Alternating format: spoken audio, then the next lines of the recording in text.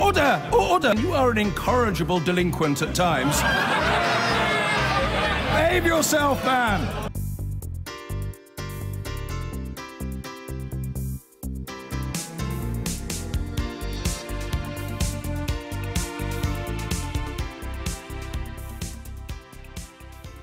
Now, on to not an entirely unrelated topic, because last week a delegation of British Christians went to visit Syria. They have been much criticised for offering succour to the Assad regime, for being useful idiots, to use that phrase again, who end up giving credence to the government there, while being shown there a highly distorted view of the real situation. Well, among the group, the Reverend Giles Fraser, the priest in charge of St Mary Newington in South London. You may know him from such Radio 4 slots as Thought for the Day and The Moral Maze. He's been singled out for special criticism for tweeting things like, "I'm with the Grand Mufti of Syria, talking about how love is stronger than missiles. Very warm greeting, despite the bombings." Was the Reverend Giles Fraser a tool of Assad, or simply going to meet Christians and others struggling to keep going there? Giles Fraser is with me now. Very good evening to you. The Grand Mufti Hassoun... bad man. Right. Did you tell him that when you were there? No, but I didn't. I had to say I didn't even know I was going to meet him until I did. So the truth of the matter is we didn't have any names on the programme about the people we were going to meet. This was apparently for security reasons. So I had no idea of who I was going to meet. So Amnesty claim, and I don't think you're going to dispute it. No, I'm not. That he signs off the executions, 13,000 of them at a torture prison at.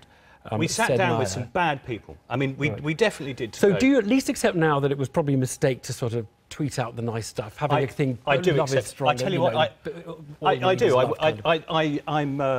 I'm too gobby on social media, and I share that fault with others. So that was definitely a mistake. But I have to say, going was not a mistake. We went at the invitation of the Syrian Orthodox Church. 2 years ago, I think it was this week, the British Parliament accepted unanimously that what's been happening to Christians in Syria and Iraq should be called genocide. And so when a church in Syria says, come and see our situation, I have to say, in Damascus, you know, the cradle of Christianity where St Paul was converted, they say the Lord's Prayer in Aramaic, this sort of stuff, you go, actually, we really do have to come and see. Right. So the risk was real. Well, the harm is that you provide propaganda material to the Syrian regime, who I know you don't support. No. Gareth Brown, who spent some time with the delegation, said that the Syrian state media were reporting on this British delegation visit Syria. You were bestowed... He was in the delegation, by the way. But you were bestowed with a kind of semi-official status. And, of course, then the Syrian people are thinking we have friends outside and getting quite the wrong idea, and you were doing that. Yes. I mean, you know, in terms of the charge of useful idiot, I sort of accept a bit of idiot, but not that much of useful. I mean, I really don't think, you know, the Vicar of the Elephant and Castle is really going to be of any great propaganda value to the sort of hideous Assad regime. And the truth is, look, I think you're being a bit modest, Giles. Well, okay, you have morning slots on Radio 4, you have evening slots on Radio 4. You used to write for The Guardian, you've got 34,000 Twitter followers. Okay, you're not a nobody, listen, you're a big guy. Let's just say, even to say that we took that risk, there were always risks of going, and you could definitely be misrepresented and used. But do you know why I'd still go again? And take that risk? I'd be more circumspect about the people that I met. I'd try to be. But it was absolutely right for us to go and talk to Syrian Christians and to hear from them and to hear what their situation is. And that was the shocking thing, that, you know, me sitting down with some bad people, and absolutely I did.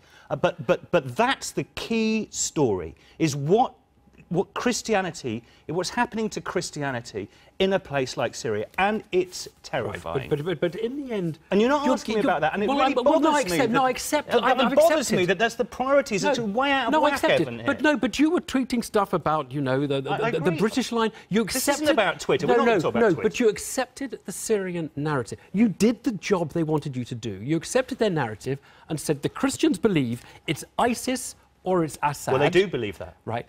And that is the Syrian government narrative. Do you think the Christians would be free to say anything other? Would the Christians be free to say anything other than the Syrian government? So here we are. So this is the important bit. This is the important bit. So I think Syria is a police state. It's a vicious, horrible police state. So you can't believe anything anybody says to you? Absolutely. What's the point of listening to them? The very first sermon we'd received on Sunday morning 2 weeks ago was on doubting Thomas, and they looked at us and I thought there was a little bit of I thought there was something interesting about the patriarch talking about doubting Thomas on that first day. But what they say publicly and what they say privately are different things. And I did come away believing that they thought, both officially and privately, more nuanced privately, that actually the choice is for them between Assad, who they don't much care for, and ISIS, who they're terrified of. Now, if that is the choice, then, which, of course, is where the West is trying for it not to be the choice. Giles, thank you very much indeed. Thank you.